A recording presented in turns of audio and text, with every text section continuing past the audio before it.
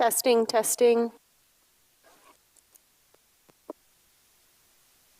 I can hear you. Thank you.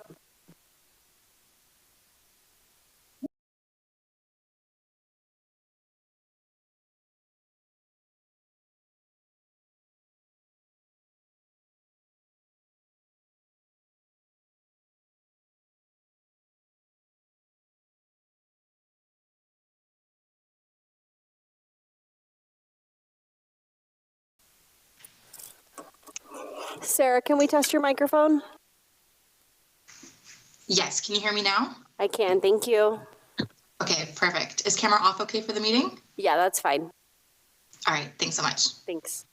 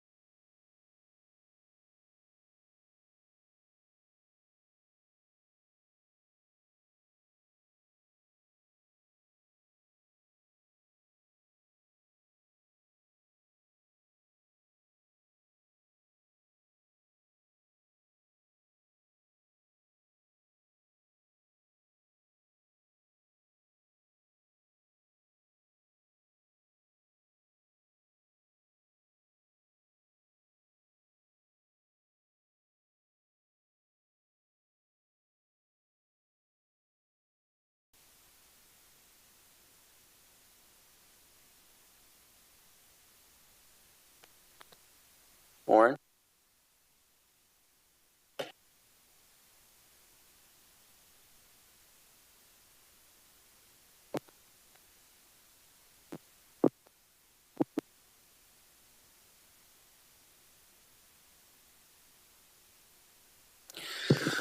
All right, good evening and welcome to the Planning Commission September 9th, 2025. I'd like to call to order and start with the Pledge of Allegiance.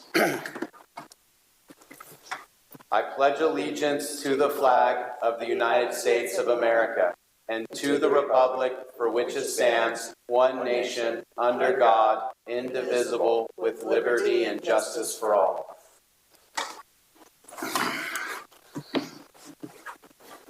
All right. Roll call, please. Commissioner Kogler? Here. Commissioner Neal? Here. Commissioner Roden? Here. Commissioner Covarrubias? Commissioner Connolly? Commissioner Christensen? Chairperson Marlowe? Present. So the record will reflect Christensen, Covarrubias, and Connolly are absent. Great. Staff introductions, please. Marcy Reynoso and Jessica Ferguson, permit technicians. Warren Frace, Community Development Director. Katie Bannister, Associate Planner. Paul Sloan, Economic Manager. And would like to introduce our new Deputy City Attorney tonight. Sarah, you want to introduce yourself? Yes, thank you. And apologies for the awkwardness of being on Teams. I'm not used to covering these meetings, but it is great to meet you all virtually. I met the team earlier today. My name is Sarah Laughlin. I'm with Best and Krieger, the City Attorney's Office, and I will be stepping in to cover these Planning Commission meetings moving forward. So great to have you all on the call today and looking forward to working with you. Great, thanks, welcome. All right, general public comments regarding matters not on the agenda. Marcy, any callers?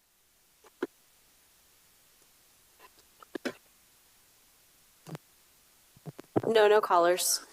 Great. Any agenda items proposed to be tabled or rescheduled? There are none.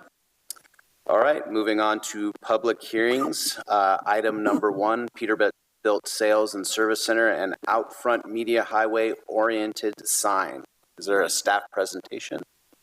Yes, thank you, Chairperson Pro Tem, Mr. Marlowe. So as you said, this is a project for Peterbilt. It's a sales and service center, and there is an alphabet soup list of entitlements there at the bottom. There are 2 time extensions under consideration this evening and 1 new conditional use permit for the Peterbilt project. And so let's jump in and look at the particulars. So looking at the location, this is at the southeast corner of the city. So we're just south of Target here. To the west is a proposed mini storage. You'll actually be hearing about that again at the next Planning Commission meeting, I believe. There's a contractor's yard that's just been built recently for ABI. Across the, and so in red is the site where Peterbilt would like to relocate their business. The site plan and the project that was approved several years ago will only take up the area in orange here. So it's a little bit more than half the site, but there'll still be some developable area to the south where the owner could potentially sell off, with the subdivision. Anyway, future development possible in the south part of the lot. There is an existing Peterbilt sales and service business across the street in blue. So this in red would replace the Peterbilt project the Peterbilt business that's on the east side of the freeway.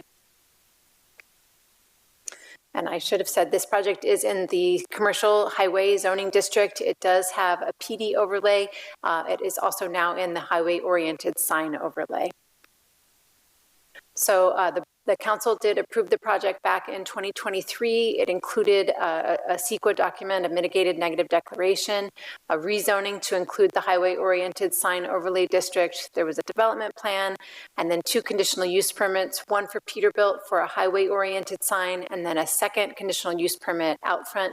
Media has a billboard currently on the site, and a conditional use permit was approved to allow them to replace with a new billboard that would meet the standards of our zoning ordinance. At the time in 2023, vehicle sales were an allowed use in the C2 zoning district. They are now, with the adoption of the new zoning ordinance in 2024, they are now conditionally allowed in the C2 zone. In order for the Planning Commission to approve a time extension, one of the findings you must make is that nothing has changed in the zoning. Unfortunately, that is not the case. And so tonight you will also be considering a new conditional use permit 25-06, to allow the vehicle sales portion of the project to proceed. There are no changes actually proposed to the project. It's the same site plan, the same elevations, the same operations that were proposed. It's just that the zoning got ahead of, the zoning got ahead of them. So here's a look at the site plan. There are some existing oak trees on the site. There's 3 pretty large oak trees on the south portion of the lot, and then 3 really small oak trees in the middle of the lot. The 3 oak trees that are in the middle of the lot are all less than 6 inches in diameter, and those will be removed. They do not require oak tree removal permits because of their size. And so the building would be where those oak trees are currently located and towards the center of the portion of the lot to be developed. It's at the corner. It's a really small little marker, so I'll go back and then I'll come back at the top of the northeast corner of the lot. There is a highway-oriented sign that's a 35-foot tall sign that's meant to be read from the freeway, but it's for Peterbilt. It's not for off-site products as the billboard is. And then in hot pink in the southeast corner of the site is where the replacement billboard would be located. So the difference between, and I've already kind of indicated some of it, the difference between a highway-oriented sign and a billboard sign really is about what is being advertised on it. So the highway-oriented sign is advertising the on-site business, whereas the billboard is changing copy, where you'll see for 6 months you'll see a real estate sign, and then 6 months later you'll see a bank or something that's not actually on this sign. So, or on this site, I should say. And so that's the distinction.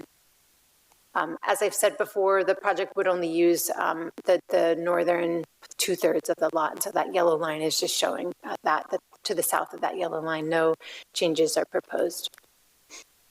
I did superimpose the composites. This is a composite site plan. So here is Peterbilt's landscape plan there on the right side of the screen. And then to the rear is that mini storage project that was approved several years ago. And you will be hearing about that again soon. Here's the proposed building. It's using the Peterbilt has brand standards that they're using, and so it's a large metal building with some features that are similar to other car dealers that are along Theater Drive. Quick look at the elevations. This is the front elevation looking straight on, and then in the rear, it's a pretty basic building. Along the sides, there are repair bays at the rear of the building. This is intended to be both sales and service of Peterbilt trucks. As I've indicated before, there is a highway-oriented sign. This is at the corner with Nutwood and Theater Drive. It's a 35-foot tall Peterbilt sign that would be there at that corner. In addition, there is a billboard on the site. The existing sign is 22 feet tall with several signs that face north and then one sign that faces south. The proposed billboard would be a total of 30 feet tall. The sign face would be 10 feet tall, 30 feet wide. So it would be a taller sign, but overall less sign area. There are some existing signs that meet this standard as you come north on Highway 101, as you're just approaching the city on the east side of the freeway. There's often like the fair often advertises, and Travel Paso has some advertisements. So this is the sign that is allowed by the municipal code, both in the old municipal code and the new. The standards were carried forward. As I stated before, there was a mitigated negative declaration process for the project, and this is largely why staff is recommending you approve a new conditional use permit, even though one wasn't required in 2023. The impacts of a vehicle sales lot were mitigated through this mitigated negative declaration. So you can see some of the requirements. A lot of them really do have to do with the auto repair, the noise that is potential. There's some requirements that they keep the service bay doors closed and not use air hammers or hydraulic lifts outdoors. And then there's some hazardous material requirements as well. So there are two resolutions for the Planning Commission to consider this evening. The first one, Resolution A, is for Peterbilt. Essentially, it's a time extension for the development plan, which is for all those physical changes that are proposed to the site, the grading and the landscape plan, the building, parking, and so forth. And then conditional use permit 2216 was for the freeway-oriented sign. And so that's the time extension portion. And then this resolution also, you would be approving a new conditional use permit to allow vehicle sales as was approved in 2023. There are, a list of conditions of approval that were included in the resolutions approved by the City Council back in 23. The roof-mounted equipment has to be screened. No temporary signs or banners are allowed on the front fence. There's some last details that would still need to go to the DRC. There's no storage or stockpiling or other use of the southern remainder area. The applicant does have significant frontage and water and sewer improvements that need to occur before they can build the project. And then there was some concern back a few years ago about road maintenance on Nutwood Circle, so they would have to participate in any road maintenance agreement. The second resolution is for the billboard, and this is just a time extension, so no changes are needed or proposed for the billboard. So just a time extension for that conditional use permit. Conditions of approval include the billboard needs to get all the appropriate Caltrans permits. They do need to provide landscaping at the base of the sign, and they have to set that sign back 10 feet from the front property line. Today there is electricity that's brought over Theater Drive overhead, and so this future billboard would have to have underground utilities, and the overhead line would need to be removed. Staff's recommendation is to approve these two resolutions. Resolution A would approve the time extension and the new conditional use permit for Peterbilt, and the second resolution, Resolution B, would approve the time extension for the Outfront Media billboard. That does conclude staff's report, and I welcome your questions. Okay, great. Thanks. Bring it to the Planning Commission for any questions. To the right, seeing none. Nope, you do? Okay. Just to refresh my memory, outside of the landscaped areas, is everything within their site either bituminous or concrete paving? Within the site, north of that yellow line, yes, it is intended to be paved unless it's landscaped. Okay, thank you.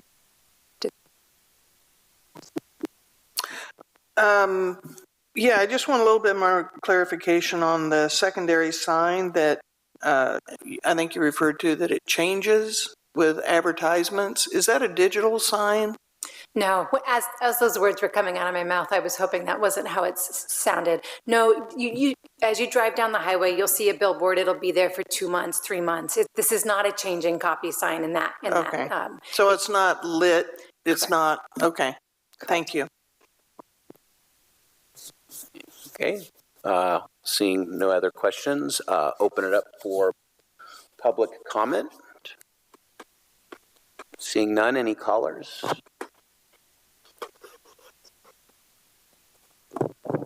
No callers. All right, bringing it back to the commission for any more comments, or if one of my commissioners would like to make a motion.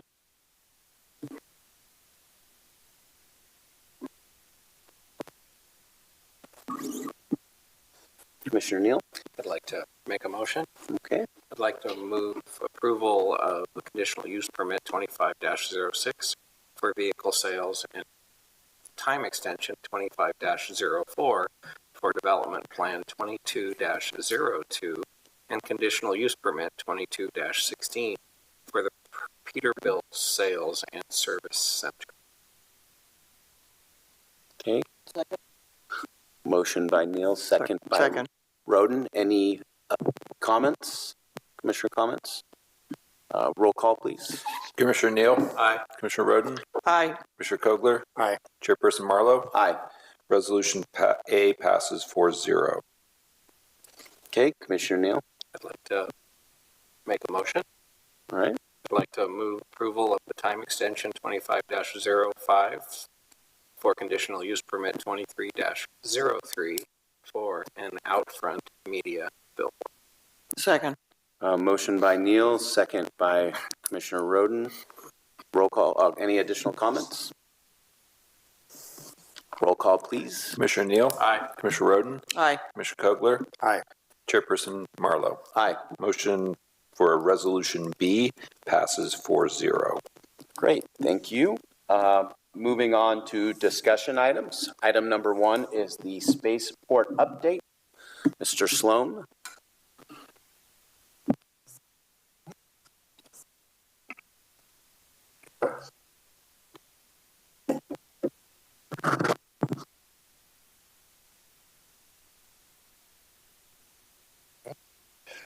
Good evening, Commissioner Chairperson Marlowe and Commissioners. My name is Paul Sloan, Economic Development Manager. Thank you for the opportunity to present before you this evening. The last time I was here in front of the Commission was in January, so I have a few things to update you on. Just a little bit of background on the screen there, you see the cover of the city's 5-year economic development strategic plan.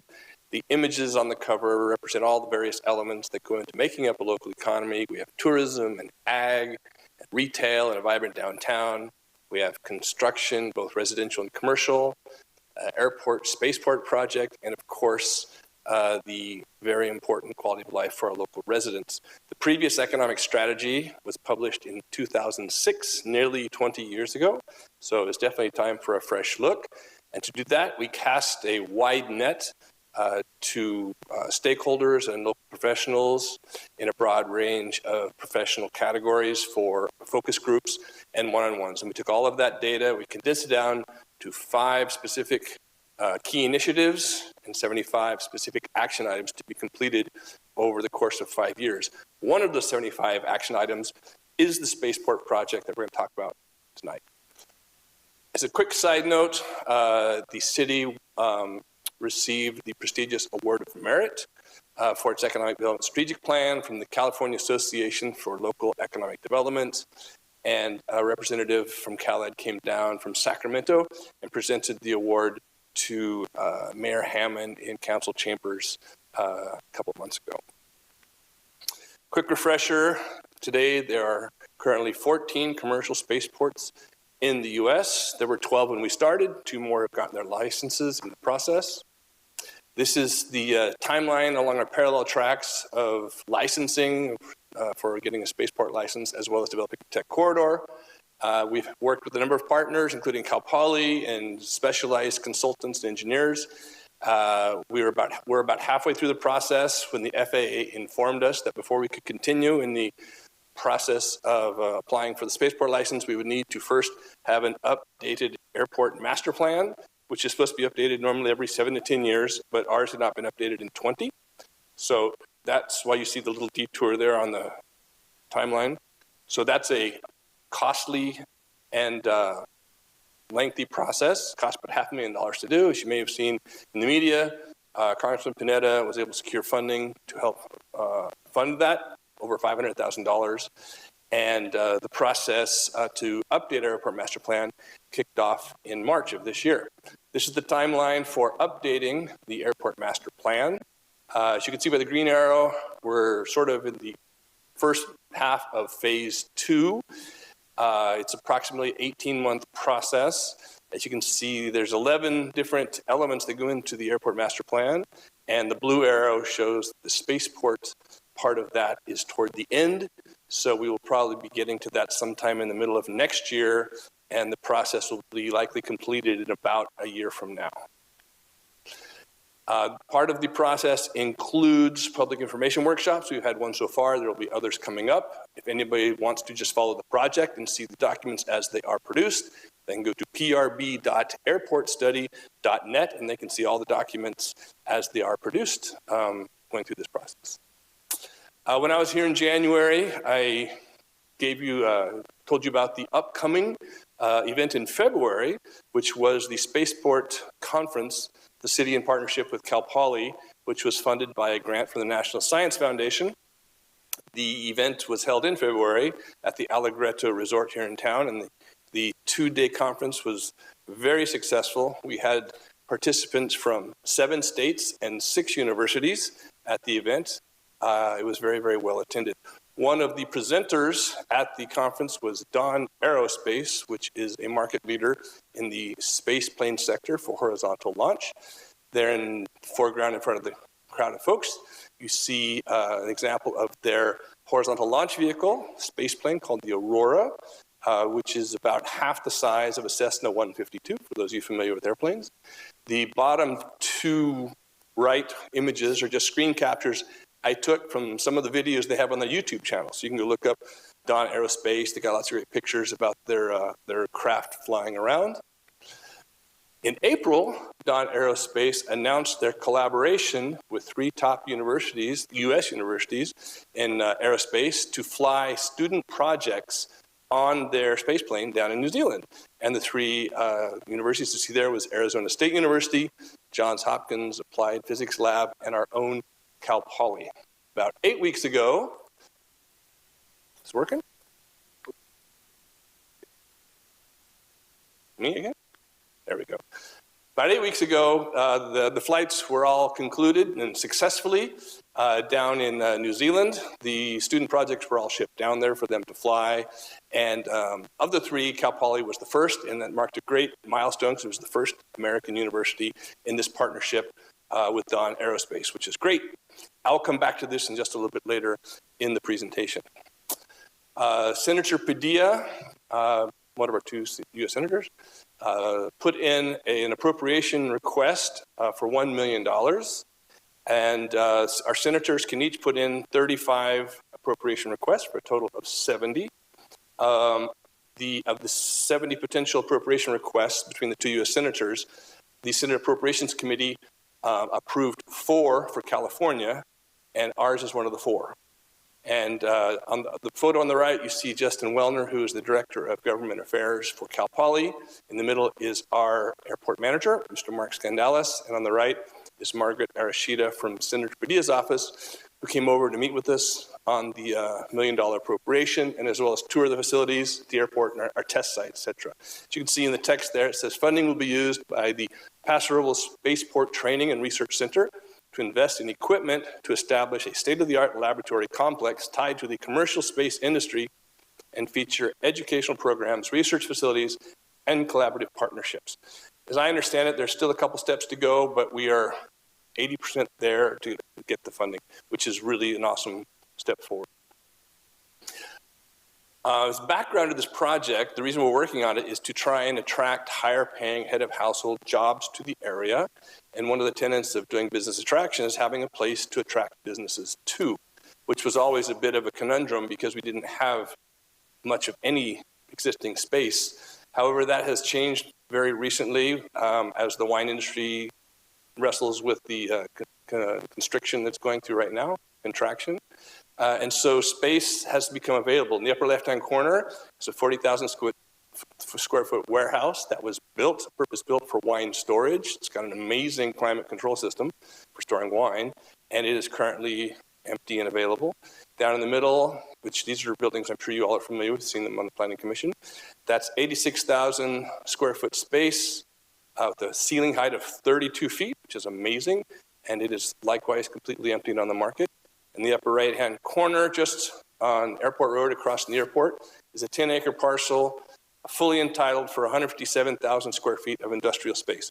This was originally a project for one of our major wineries.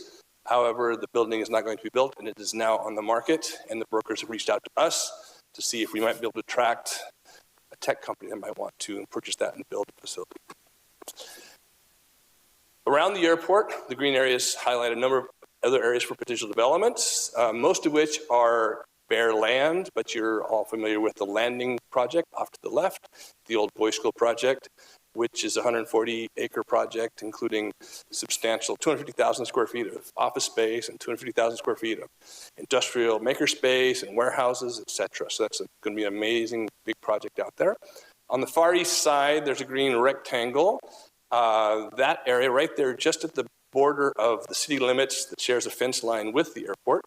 A couple of city councils ago, they approved an easement, and you see that blue line, and the easement basically connects two parts of the blue line, making that now something that can be more potentially developed.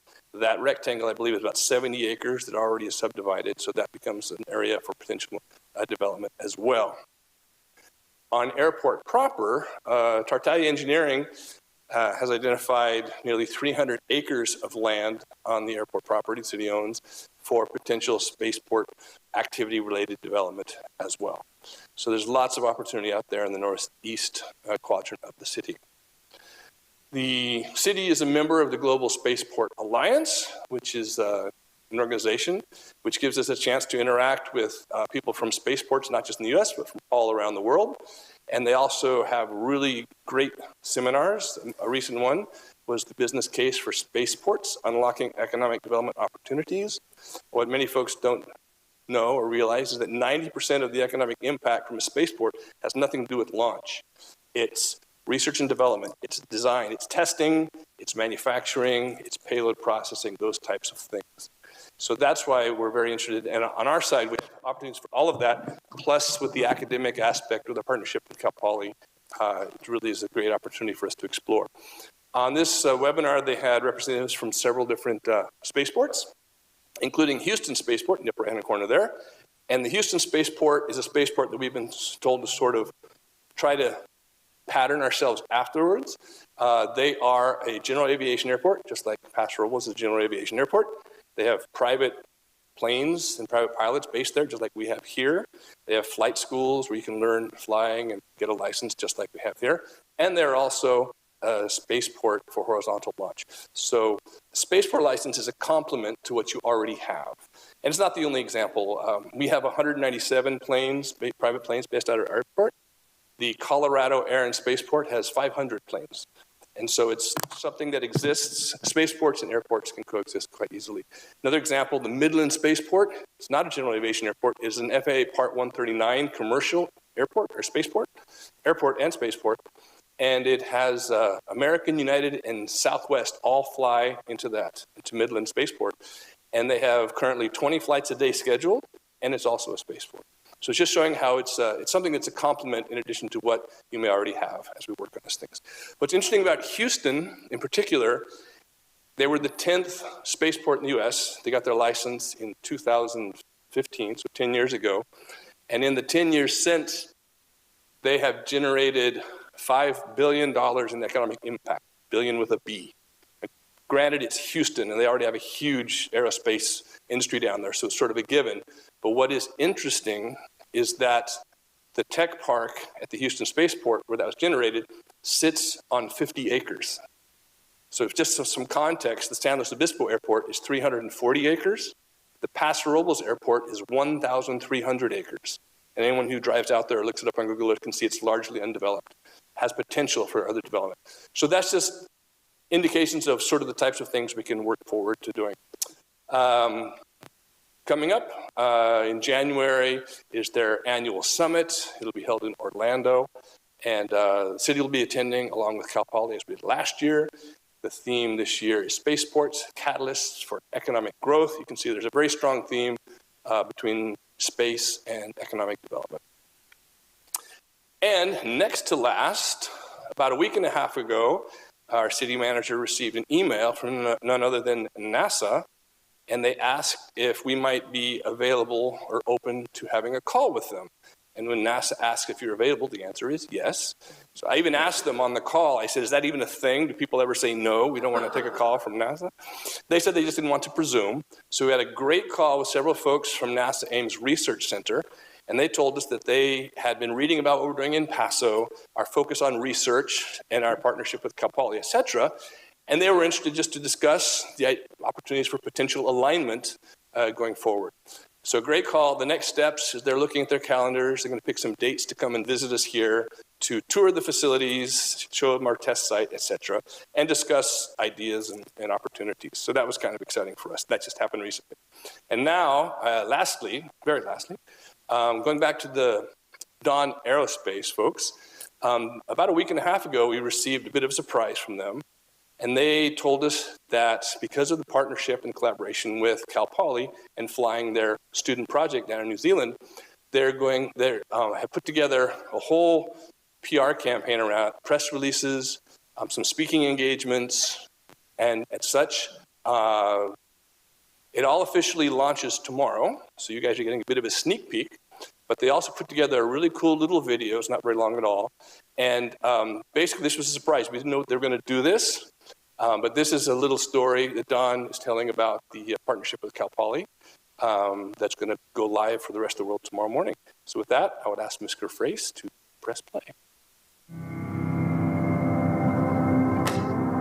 Cal Poly's payload is essentially a data acquisition system. So it's a tool that they can use to understand the flight, understand what's happening in flight, understand how their payload is performing and so on. And this is such a great experience for students to take the academics and bring that into the real world. Aurora is so transformative for students and researchers because there's a huge difference between a hypothesis to a lab test, and then lab test to real-world functioning. Often university can be quite stuck in those first phases, but by flying something called Aurora, you can go from your hypothesis all the way through to flight proof. That's just totally transformative. Countdown is with you, Iago. 5, 4, 3, 2, 1. Flight prop.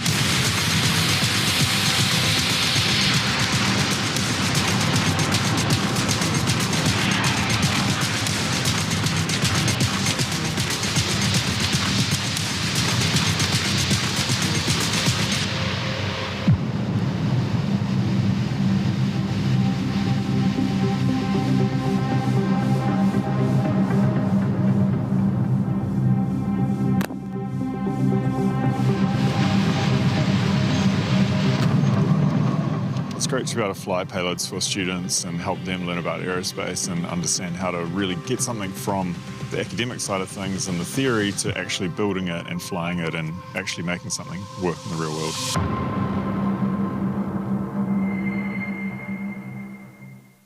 And with that, I'd be happy to try and answer any questions you may have. Cal Poly's payload is essentially a data acquisition system. Or we could watch the video again. It's up to you.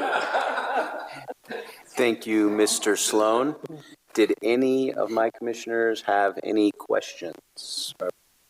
Commissioner Kogler. Paul, I don't know that it's Houston, but do any of these serve as a model that has any validity in projecting how much commercial space might be needed? You just highlighted a couple of empty buildings and a sizable parcel of land.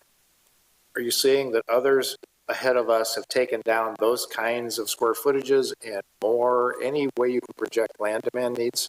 Well, in the case of Houston, their entire tech park sits on 50 acres, as I said. We just have a lot more than that that's potentially available here. Our goal is not even to try and be like that or be another Silicon Valley. The fact is we just have lots of space that's available. People are always, you see that picture right there, they're always amazed the open space, which doesn't happen in a lot of areas. And whether it's a spaceport or other tech that wants to take advantage of that, we're open to any of it. We're looking to grow organically, start with a little footprint with Cal Poly on the academic side and see where it goes. The spaceport license is pretty key for business attraction. But no, there's not a particular footprint we're going for. We're just looking to try and attract. We have one tenant out there, Stellar Exploration, which uses our test site. They've been out there for 2 years. And they have, I believe, about 30 engineers, something like that, maybe a little bit more. They've been growing. And so looking at those types of small engineering firms and just see how we can grow and keep some of the Cal Poly talent that comes out of that school every year, then leaves the area, and see if we can keep some of it here. Great, thank you. Commissioner Roden. And I know Paul and I have talked about this. Yeah, we have a lot of space out there, but of course the part that's really hindering us, I think, out there is the ability to get to and fro, the road system out there, and housing for people that we do want to retain here in this area, just as an aside. I would make one comment on that. The people that, there's a lot of housing being built on the east side of town. The people that have these jobs can afford those homes. So that's an advantage. Those single family homes that are being built, these engineers are making six-figure incomes straight out of school. And there's technicians that are doing very well as well. And so there's a lot of opportunity for home ownership. A lot of the multifamily projects that we're working on, the apartments, is in support of the hospitality sectors and the wine sectors. But one of the parts of the higher paid tech sectors, the fact they can afford at least some of those homes. Great. I do not have any questions. Appreciate it. That was a great presentation. Thank you so much. Thank you. And moving on here to the consent calendar. Any comments regarding the consent calendar? I move approval of the consent calendar. Okay, motion by Kogler. I will second. Second by Commissioner Neal. Can I get a roll call, please?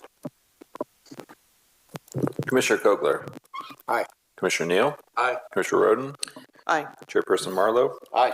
Motion passes 4-0. Okay, other reports? Paso Robles Streetscape and Ad Hoc Committee report. No report. Housing Constraints and Opportunity HCOC Zoning Code Update report. Couple items there. We're right now in the recruitment phase for 3 additional members to the Housing Constraints Committee. We're recruiting for a member from the Central Coast Home Builders Association, one from the Chamber of Commerce, and one from the local real estate industry. So those applications are open right now. Council will be interviewing and appointing those seats in October. And then in terms of zoning code updates, it's kind of related to that, food trucks. The council has created an ad hoc committee to review our food truck regulations that were adopted late last year. So our first ad hoc meeting will be September 22nd here in the chamber. That's a Monday night. That's basically a stakeholder meeting where anybody involved in the food truck industry or restaurant industry in general would be invited to come and let the ad hoc kind of know their issues and concerns. Great. So what time did you say? What time was that? We think it's at 6. We'll confirm. And members of the ad hoc? It is council members Gregory and Bausch.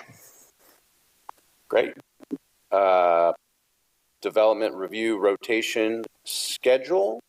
Did any commissioners have any comments, challenges? Seeing none. Planning commissioners' comments? Commissioner Kohler? Thank you, Mr. Chair. Probably a couple months ago, at least now, I had thrown out the idea, I think probably in a similar portion on the agenda, of convening an effort to look more at Norma's Alley and exploring development potential of that and exploring how maybe that could be highlighted as even a stronger resource than it is today. And I would request that, and perhaps the process is to agendize that for future discussion before this group maybe begin to think about some ideas as to how that might begin to unfold and what that might look like. Great, thank you. So if a request to agendize an item, we look for consensus. So if we have consensus from the commission to agendize an item like that, then we can move that forward. I'd like to see it on an agenda. Yes. I would also be happy to see that on an agenda. We'll get that agendized for discussion. Great, thank you so much. Other commissioner comments? Nope. I just had one because a resident just asked me, asked me today, one of my coworkers, the construction on 24th Street, what, is there a, I guess, I don't drive up there, but there was construction going on and it looked like it was going to be done and it's not, so if you had any updates on what's going on. Is that the pedestrian crossings at Flampson? Yeah, that area. I don't know. They just asked me and I said I would ask tonight. So what the status is of it and Yeah, that's I believe a Safe Routes to School project to improve the safety of the pedestrian crossing there at 24th and is it Olive? Oak. So that's in process right now. It's under construction. It involves curb extensions on both sides of the street. So that's the nature of that project. And there'll be restriping of the lanes and, and reconfiguration in response to that change. Any ETA on it? No, that's a capital. It's a capital project. I think probably next week's council report, there's probably going to be an update on that, but it's supposed to be done the beginning of October. Great. Thank you for that. Follow-up question with that. And you haven't been there, but they changed the roadway to outcrop where people park in front of the little place right there across from the school. Pardon? Lorena? Yeah. And which I think is good because you can't see around those cars, so you're able to pull out a little bit further and see it. But it does narrow down that road to a two-lane road, and there's been a lot of questions regarding why that was blocked down to a two-lane road in that area, other than safety of people coming in and out of at high speed from the lake. I don't know. So it's pedestrian safety. Yeah. That's the answer. That's the answer. Great. That's what I made up, but I wasn't sure. Fake it till you make it, I guess. Staff comments. Yes, a couple things for you here. Okay, so speaking of project updates, next Tuesday, which is the 16th, at 3:30, we're going to have a ribbon cutting of the Sherwood Road extension. That's part of the Olson South Chandler specific plan. So you recall they built the kind of community building called the Farm Stand. It's kind of up above Sherwood Road and overlooks the whole project. So that will be the location. It's at 3:30. We're hoping that the commission and all the council members can come just to kind of celebrate completion of that road. That segment of Sherwood Road's been planned since the 60s, so it's kind of a major achievement to finally get it done. And then there's a lot of nice other elements of the project that are moving forward. You'll be able to see the different housing projects that are under construction. So Shea Homes is currently selling houses. K. Hovnavian has model homes open.